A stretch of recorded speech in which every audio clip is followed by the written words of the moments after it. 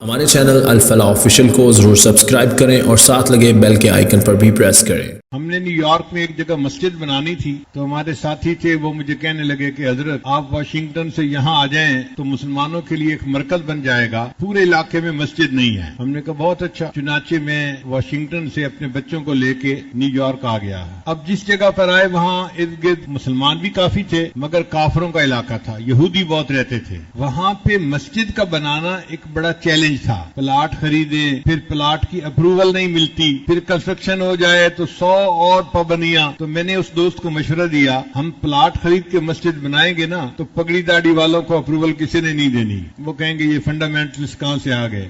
اس لیے بہتر یہ ہے کہ ہم کوئی بنی بنائی جگہ خریدیں اور وہاں پر بس عبادت شروع کر دیں۔ اس نے کہا جی بنی بنائی جگہ کا کیا مطلب؟ میں نے کہا کوئی ایسی عمارت ڈھونڈیں جو بنی ہی عبادت کے لیے ہو، ہمیں اس کا یوز پرمٹ تبدیل کروانے کی ضرورت پیش نہ آئے، ہم بھی عبادت شروع کر دیں گے۔ چنانچہ ایک سینیگاگ تھا، یہودیوں کی جو مسجد ہوتی ہے اس کا نام سینیگاگ ہوتا ہے، وہ بنا ہوا تھا اور وہ بکنے کے لیے تیار تھا۔ یہودی اپنے لیے اور جگہ پہ بڑی عبادت خانہ بنانا چاہتے تھے اور اس کو بیچنا چاہتے تھے۔ اب ان کے سینیگاگ کو کون خریدے؟ کوئی خریدار نہیں تھا۔ خیر ہم نے پتہ کیا تو پتہ چلا کہ وہ $9 لاکھ کا وہ ہمیں بیچ دیں گے۔ تو میں نے ساتھی کو کہا کہ بھئی ہمیں یہ چیز ایسی نظر آتی ہے کہ ہم کوشش کریں تو اس کو خرید پائیں گے، بہت زیادہ قیمت بھی نہیں ہے، ڈویبل ہے، اس کے لیے کوشش کرو۔ اس نے کہا حضرت اس $9 لاکھ کا کیا کریں گے؟ میں نے کہا اللہ سے مانگیں۔ کہنے لگا ظاہر میں بھی تو کچھ کرنا پڑے گا۔ میں نے کہا دیکھو بھئی ظاہر میں جو یہ فنڈ ریزنگ ہے نا، یہ ہم نے تو کبھی کی نہیں، چندے کی اپیل ہم نے کبھی کی نہیں۔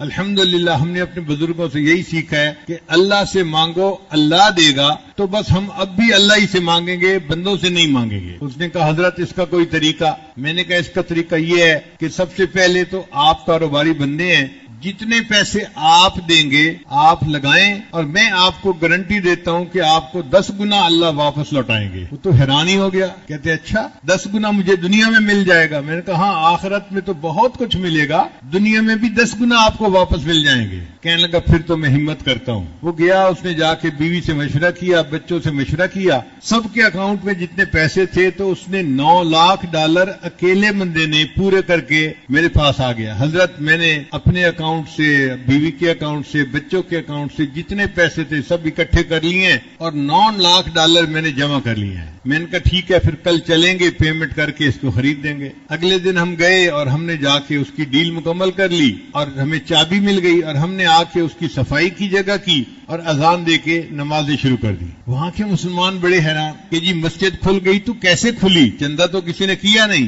اب اس کے بعد جو آتا کہ جی چندہ تو کیا نہیں، مسجد کیسے کھلی؟ وہ کہتا تھا حضرت صاحب سے پوچھو۔ تو سارے لوگ میرے پاس، حضرت جی یہ مسجد کیسے کھل گئی؟ میں کہتا بتاؤ بھائی یہ گھر کس کا ہے؟ کہتے اللہ کا ہے۔ میں نے کہا پھر جس کا گھر ہے اسی نے خریدی ہے نا، اسے پوچھو۔ پھر گھر اللہ کا ہے تو اللہ ہی نہیں خریدی نا، گھر تو اپنا انسان خریدتا ہے نا، تو اللہ نے خریدی ہے تو اللہ نے کوئی بندوبست کیا ہوگا، اللہ سے پوچھو اللہ آپ نے کیسے اس کو جو ہے نا وہ خریدوا دیا۔ چپ ہو جاتے لوگ۔ ہم نے بالکل کسی کو نہیں بتایا کہ کس نے خریدی، کیسے خریدی، بس نماز شروع کر دی، جمعہ شروع کر دیا۔ اب وہ بندہ جس نے $9 لاکھ خرچ کیے تھے نا میرے پاس آیا، مجھے کہتا ہے حضرت میں نے تو پوری زندگی میں جو کمایا تھا آپ کے اعتماد پر میں نے سب کچھ لگا دیا، اب میرا کیا بنے گا؟ میں نے کہا آپ کو 10 گنا ملے گا، آپ نے تو نفع کا سودا کیا۔ حضرت آپ گارنٹی دیتے ہیں؟ میں نے کہا بھئی تحریر لکھو، میں ہاتھ اور پاؤں دونوں کے انگوٹھے لگا دوں گا۔ تو وہ مسکرا پڑا کہ اچھا آپ کو اتنا یقین ہے کہ مجھے ملے گا؟ میں نے کہا ہاں ملے گا۔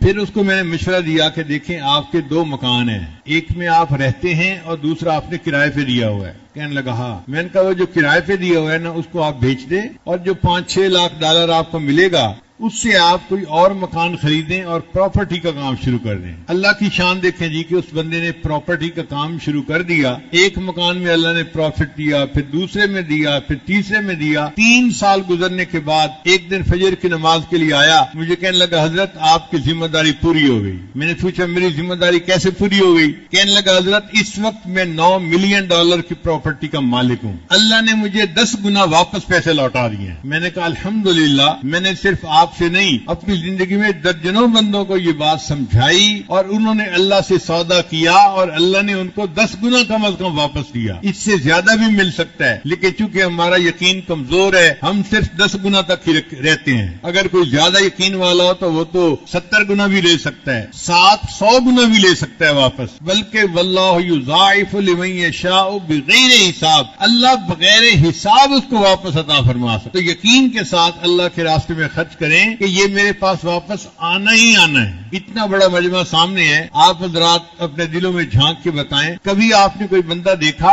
जो मदारिस और मसाजिद पे खर्च करने वाला हो और बैंकरप्ट हो गया हो, उसका कारोबार ठप हो गया हो, मस्जिदों पे खर्च करने की वजह से या मदरसों पे खर्च करने की वजह से? 1 से 2 फैक्ट्रियां तो होती हैं, दुकानें भी 1 से 2 हो जाती हैं। कभी काम ठप नहीं हुआ जो अल्लाह के रास्ते में खर्च करते हैं। क्यों?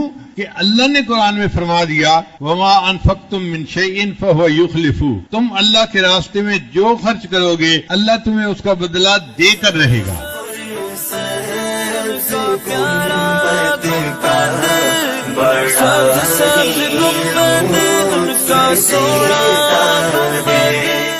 हमारे चैनल अल फलाह ऑफिशियल को जरूर सब्सक्राइब करें और साथ लगे बेल के आइकन पर भी प्रेस करें।